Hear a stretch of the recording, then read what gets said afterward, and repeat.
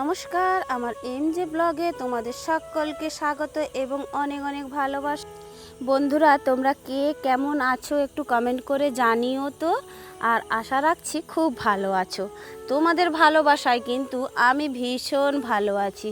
তাই রোজকারের মতো ফিরে এসেছি আবারও একটা নতুন ভিডিও নিয়ে তোমাদেরকে সাথে নিয়ে। আর এখন থেকেই তোমাদেরকে সাথে নিয়ে আমার পুরো ব্লগটা শুরু করলাম। আর এখন বাজে ঘড়ির কাঁটা 6:45। তবে 6টা থেকেই উঠে পড়ে ভগবান বা গোবিন্দ কিন্তু আমাকে এই কাজটাই দিয়েছেন যে কিনা আমি জীবনে না মা হতে পেরেও আমি কিন্তু মায়ের কিছুটা কর্তব্য কিন্তু পালন করে চলেছি। মানে কিছু কিছু সময়ে আমার এতটাই মনের মধ্যে এমনই একটা কষ্টের আভাস পাওয়া যায়, কি আর বলবো। যাই হোক, ওই যে পুচকু মেয়েটাকে নিয়ে না কয়েকদিন ধরে আমি সত্যি ছিলাম, আমার কাছে ও শুয়ে থাকতো। আর এখনই হঠাৎ করে কালকেই রাত্রে জানো তো হিসি করে দিয়েছে, যার কারণেই একদম সকালবেলা ঘুম থেকে উঠে পড়েই কিন্তু বিছানা সমস্ত সেট তুলে নিয়েছিলাম। আর ওইদিকে বেড কভার, বালিশের খোলা, তাছাড়া এই যে কম্বল, তোমার পেপার, মাদুরি সমস্ত কিছুটাই কিন্তু ধুয়েও ছিলাম। আর এতটাই পরিমাণে কষ্ট হয়েছিল কি আর বলবো বন্ধুরা। এমনিতেই তো কয়েকদিন ধরে আমার কোমরের যন্ত্রণাটা ভীষণ পরিমাণে বেড়ে চলেছে, আর তার সঙ্গে জানো তো এত সব কাচাকুচি, তো বলো কতটাই কষ্ট হয়। আর একদম সকালবেলা কিন্তু এই যে কম্বলটা কিন্তু আমি একাই ধুইতে পারছিলাম না, তো আমার একজন যাকে দিয়েই কিন্তু নিজুড়িয়েছিলাম। তো যাই হোক, বাচ্চা মানুষের যদি জ্ঞান থাকতো তাহলে কি আর এই কাজগুলো করে। তো তবুও বাচ্চা আমাদের কাছে ভীষণ প্রিয়। আর ওইদিকে দেখো, বাসনপত্রগুলোও কিন্তু আমি এখনও ধোয়া মোছা করিনি, জাস্ট জলে জাকিয়ে দিয়েছি, তারপরে কিন্তু এই সমস্ত কাজ করতে লেগে পড়েছি। তবে সকালবেলাটা একটু জানো তো মেঘলা মেঘলা করছিল, বেলার দিকে কিন্তু ভীষণ পরিমাণে রোদ বেরিয়েছিল। আর তারপরেও কিন্তু আমি কিন্তু মন থেকে ভীষণ খুশি হয়ে গিয়েছিলাম যে যাই হোক আমার কিন্তু সমস্ত জিনিসপত্র কিন্তু শুকনো হয়ে গিয়েছিল।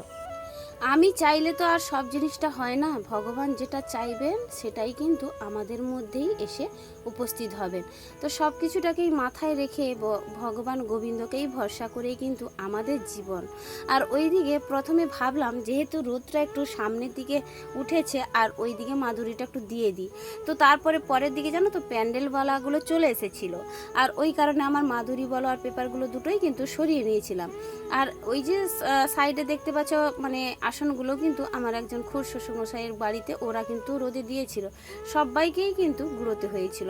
তো যাই হোক, এখন করার মতো একটু মিলে দিই, তো তারপরে কিন্তু চান টান করে তারপরে যাব ছাদে সমস্ত কিছু নিয়ে যাওয়ার জন্য।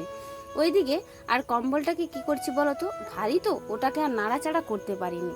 প্রথমে ওই যে গামলার মধ্যে জল দিয়ে কিন্তু একদম জাঁকিয়ে রেখে দিয়েছিলাম আধা ঘন্টা মতো। তো তারপরে পা দিয়ে কিন্তু চটকে পরিষ্কার করে নিচ্ছি। তবে 1 বছরের মতো এই কম্বলটাকে কিন্তু ধোয়া মোছা করতে পারছিলাম না। আর কম্বল যেহেতু এই কম্বলটা গায়ে দেওয়া হয় না, এটা হচ্ছে বিছানার মধ্যেই কিন্তু পেতে রাখা হয়। তো তারপরেই আবার একটা পাতলা কাঁথা কিন্তু দেওয়া হয়, তো তার উপরে আবার একটা পেপার দিয়ে ঢাকা হয়। তো এই কারণেই কিন্তু কম্বলটাকে সেভাবে কিন্তু ধোয়া মোছা করা হয়নি। তবে একটা যখন সুযোগ পেয়েছি, তো যাই হোক আজকে কিন্তু সমস্ত কিছু ধুতে পেরেছি এবং কিন্তু মনের মতো করে ঝাড়া পোছা করেও নিতে পেরেছি। ওই যে বলেছিলাম ভগবান চাইলে সব কিছুটাই হয়, আমার হয়তো মনটা তাই চাইছিল একদিন পুরো বিছানার সেটটাকে তুলে একটু ঝাড়া মোছা করে নেব রোদে দিয়ে। তো ঠিক আজকেই কিন্তু সমস্ত কিছু করে নিয়েছিলাম। তো যাই হোক, একটু কষ্ট হয়েছিল ঠিকই, কিন্তু মনের দিক থেকে কিন্তু আমার কিন্তু ভীষণ শান্তি হয়েছিল। চান টান করে তো তারপরে কিন্তু এই যে সমস্ত কিছু মিলতে চলে এসেছি। তবে চান করার সময় কিন্তু কেচে একদম রেখে দিয়েছিলাম। চান করে জামা কাপড় চেঞ্জ করে তারপরে উপরে উঠেছি। তো উপরে উঠেই দেখি ভীষণ রোদ, আরও কি ভালো লাগছিল। তো যাই হোক, আমার মোটা মোটা কাঁথা, কম্বল এবং এই যে বেড কভারগুলো ভীষণ ভালো করেই কিন্তু শুকনো হয়ে গিয়েছিল। আর শাড়িগুলো কিন্তু একটু ধুয়ে দিয়েছিলাম। আর আজকে অনেকটা পরিমাণে কষ্ট হয়ে গিয়েছিল, কাচাকুচিটা অনেকটা বেশি হয়ে গিয়েছিল। তো যাই হোক, এখন কিন্তু পুরোটা মিলে দিই। তো তারপরে তোমাদের দেখাচ্ছি যে পুরো ছাদ কিন্তু লেগে কিন্তু আমারই জিনিসপত্র। আর এই যে দেখো বন্ধুরা, কত জিনিস আজকে কিন্তু মিলেছি, আর এগুলোকে কিন্তু গুঁড়োতেও কিন্তু আমাকে আসতে হবে। তবে মাঝে একবার উঠেছিলাম উপরে, উঠে কিন্তু এই কাঁথা কম্বলগুলো একটু একবার উল্টে দিয়েছিলাম। পরের দিকে আবারও একবার এসে মানে এগুলোকে গুড়িয়ে নিয়ে চলে গিয়েছিলাম। তবে রান্না করতে যাওয়ার আগে এই কিছু কিছু ছোট্ট ছোট্ট পাতলা পাতলা জিনিসগুলো গুড়িয়ে নিয়েছিলাম। তবে এই মাদুরি এবং ওই যে বালিশ, তার সঙ্গে সঙ্গে কম্বল, এগুলো কিন্তু ছিলই। আর তোমাদের দাদা ভাইদেরকে ফোন করে নিয়েছিলাম যে আমি যেহেতু ডিউটিতে বেরিয়ে যাচ্ছি, তুমি কিন্তু বাড়ি এসে এগুলোকে কিন্তু ঝেড়ে ভিতরে ঢুকিয়ে নেবে। তবে হ্যাঁ বলেছিল, রাজি হয়ে যাওয়ার কারণে কিন্তু এগুলো রেখে আমি কিন্তু এই জামা কাপড়গুলো ঘুরিয়ে নিয়ে চলে গিয়েছিলাম। তো যাই হোক চলো, তো তারপরে নিচে না আস্তে আস্তে দেখলাম আমাদের গ্রামে যে গাজন উঠেছিল, মানে শিবের গাজন উঠেছিল, চড়ক মেলা হয়, ওখান থেকে কিন্তু আমাদের গ্রামে এই যে সন্ন্যাসী বাবাজিরা কিন্তু বাড়িতে বাড়িতে এসে কিন্তু কালেকশন করে। মানে যার বাড়িতে যেমন এই যে চাল, আলু, পয়সা এসব নিতে কিন্তু আসে। তবে এটা কিন্তু গাজনের নাম গান করতে, শিবের নাম গান করেই কিন্তু হয়। আর ওই দিকে দেখো আমি কিন্তু সবটাই রেডি করছিলাম। তবে আমার বড়রা কিন্তু জল দিতে হয়, একটা গামলা করে জল হলুদ দিতে হয়, যেটা কিনা ওই যে উপরে ছিটাতে হয়। আর ওই কারণে তার সঙ্গে সঙ্গে দেখো রেডি করে দিয়েছিল। আর আমি কিন্তু চাল, আলু দিয়ে থালাই করে সাজিয়ে নিয়েছিলাম। বেশ ভালো লাগে গো, এইগুলো কিন্তু গ্রামের এলাকাতে হলে না আমার কিন্তু ভীষণ ভালো লাগে। তবে বাবার বাড়িতে এসব কিন্তু কখনোই দেখিনি আমরা, এখানে কিন্তু এসব জিনিস দেখে বেশ মজা নিই। তবে একটা দিন না, আজ থেকে 15 বছর কিন্তু এই একই রকম মানে নিয়মগুলো দেখে আসছি। আর ভালোও লাগে, যেন মনে হচ্ছে প্রতিদিন এই নিয়মগুলো হোক। তো যাই হোক, বছরের এই 6টা দিন এলেই কিন্তু আর আমাদের গ্রামবাসীরা কিন্তু বেশ মেতে ওঠে। আর ওইদিকে সবাই নাম ধরে ধরে কিন্তু বাড়ির মানে ছেলেদের নাম ধরে ধরে কিন্তু নাম নিচ্ছিল। আর এটাও দেখতে ভীষণ কিন্তু ভালো লাগছিল। তো বন্ধুরা, তো তোমাদের যদি এই রকমই গ্রামে কোনো নিয়ম থেকে থাকে একটু জানিও তো। তবে আমাদের গ্রামে এই নিয়মটা ভীষণ ভালো লাগে।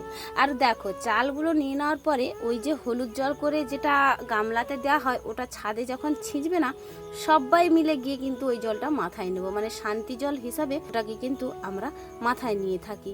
তবে ভগবানের জল হিসাবে যেমন আমরা গোবিন্দ স্নান জল খাই, এটাকেও ঠিক সেই মহাদেবেরই জল মাথায় নিয়ে শান্তি জল হিসাবে কিন্তু ব্যবহার করা হয়। তো যাই হোক বন্ধুরা, ওই দিকে দেখো সবাই মিলে কিন্তু প্রণামটাও সেরে নিয়েছিলাম। আর কিন্তু বেশ ভালো লাগছিল, বাচ্চা কাচ্চা সবাই মিলে কিন্তু উপস্থিত হয়ে গিয়েছিল। আর এইখানে দেখো জলটা যা ছিঁচবে সবাই মিলে অবস্থাটা দেখেছো কি ভালো না লাগে। তো তারপরে কিন্তু অনেকটা সময় পরে চলে এসেছি রান্না করে নেওয়ার জন্য। কি রান্না করব ভেবে ভেবে পাচ্ছিলাম না।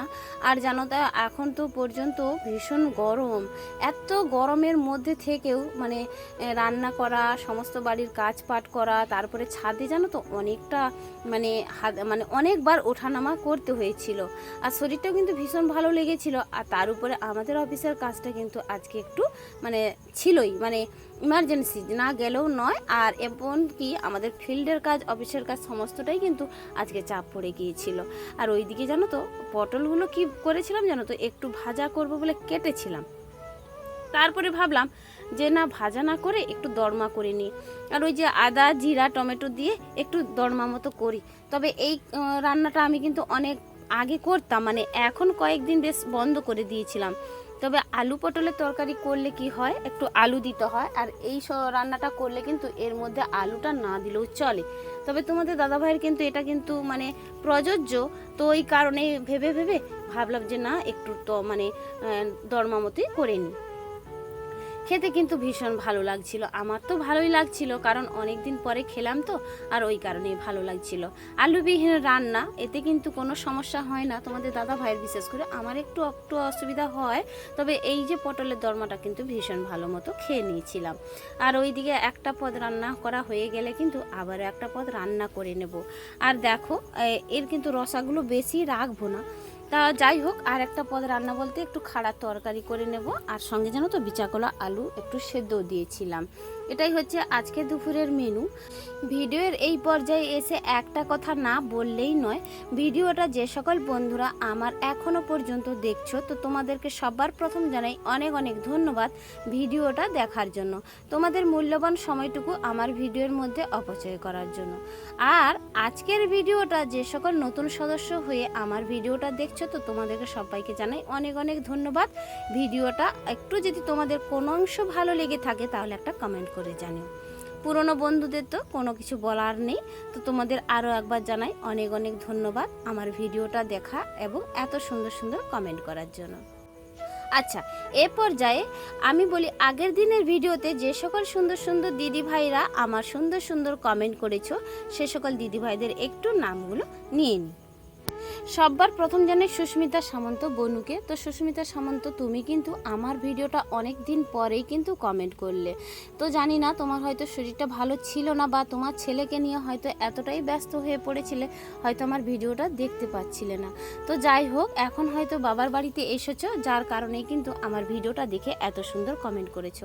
তোমাকে জানাই অনেক অনেক ভালোবাসা আমার ভিডিওটা দেখে এত সুন্দর একটা কমেন্ট করার জন্য। তো এইদিকে জানো তো, সমা দিদিভাই কমেন্ট করেছে, বাড়ির বউরা সত্যি কখনোই বেকার না, সংসারের সমস্ত কাজ করেও কাউকে দিয়ে পয়সা লাগে না, কিন্তু আমরা করলে কোনো পারিশ্রমিক পাই না। আর এই সারাদিন কাজ করলেও বাড়িতে এসে বলে কি কাজ করো, এই তো রান্না করলে বাসন মাজলে, এইটুকু। তো দিদিভাই হ্যাঁ গো, মেয়েদের মূল্য কেউ বোঝে না, কেবলমাত্র মেয়েদের মূল্য আমার মনে হয় মেয়েরাই বুঝে থাকে, আর যার কারণে কিন্তু এই কথাগুলো মেয়েদেরকেই শুনতে হয়। তো দিদিভাই তোমাকে জানাই অনেক অনেক ধন্যবাদ আর ভিডিওটা দেখে একটা সুন্দর কমেন্ট করার জন্য। তাহলে চলো, তোমাদের সঙ্গে সঙ্গে কথা বলতে বলতে আমি কিন্তু সমস্ত কাজ কিন্তু এগিয়ে নিয়ে এসেছি।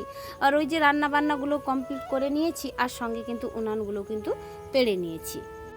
জেনুইন লাইন থেকে দিদিভাই কমেন্ট করেছো, ভালো লাগলো, লাভ ইউ। তো দিদিভাই তোমাকেও লাভ ইউ, তুমিও ভালো থেকো কিন্তু। আর তোমাদেরকে সবাইকে জানাচ্ছি আবারও একবার ধন্যবাদ। ওইদিকে কাজকর্ম করে একটু খেয়ে নিয়েছিলাম, খাওয়া দাওয়াটা সেরে কিন্তু নাকে মুখে খুব বিশ্রাম করে না খেয়ে একটু তাড়াহুড়ো করে খেয়ে নিয়েছিলাম, কারণ অনেকটা সময় ওভার হয়ে গিয়েছিল। ছুটতে চলে এসেছি দেখো আমাদের দেশের বলো দশের কাজ করার জন্য, আর যেটাতে কিনা আমাদের পেট ভাত বলতে পারো একদমই, আর ওই কাজটা করে নেওয়ার জন্য। আর এই যে দেখো আমাদের আজকের প্রোগ্রামটা ছিল অফিসের clean programme, garbage clean programme. তো যাই হোক, ওটা কি কিন্তু আমাদেরকে ব্লক লেভেল থেকে ভিডিও বলো আর আমাদের ছবি করে দেখাতেও হয়, তার সঙ্গে সঙ্গে আমাদের সুপারভাইজার দাদাও ছিল, সবাই মিলে কাজটা সেরে এখন কিন্তু বাড়ি চলে এসেছি। বাড়িতে এসে দেখি অনুষ্ঠানের কিন্তু সমস্ত কাজ কিন্তু এগিয়ে গিয়েছে। আর ওই যে বাড়িতে যেহেতু অনুষ্ঠান আছে দেখো, প্যান্ডেলের ডেকোরেশনটাও কিন্তু করে দিয়ে চলে গিয়েছে। তো এখন ভাবলাম একটু বসে কিন্তু চাটা খেয়ে নিই মজা নিয়ে। চারিপাশটা আলোয় ঝলমল করছে, আর আমি দেখো বসে বসে একটু চা খাচ্ছিলাম, আর বাচ্চাগুলো কিন্তু চলে এসেছে। আজকের ভিডিওটা বন্ধুরা কেমন লাগলো একটু কমেন্ট করে জানিও। ভিডিওটা যদি একটু বেশি ভালো লেগে থাকে বেশি বেশি করে লাইক এবং বেশি বেশি করে শেয়ার করে দিও। তো ভিডিওটা আর বেশি বড় করতে চাই না, এখানেই সমাপ্ত রাখছি। ফিরে আসছি নতুন একটা দিনে নতুন একটা ভিডিও নিয়ে। ততক্ষণ তোমরা সুস্থ থেকো, ভালো থেকো, আর এইভাবেই কিন্তু পাশে থেকো সারাটা জীবন। তোমাদের একটা কমেন্টের কিন্তু আমার পরবর্তী ভিডিও করার এনার্জিটাও বাড়িয়ে দেয়, এবং ফুল কিন্তু এনার্জি আরও বেশি বেশি করে পেয়ে যাই। রাধে রাধে।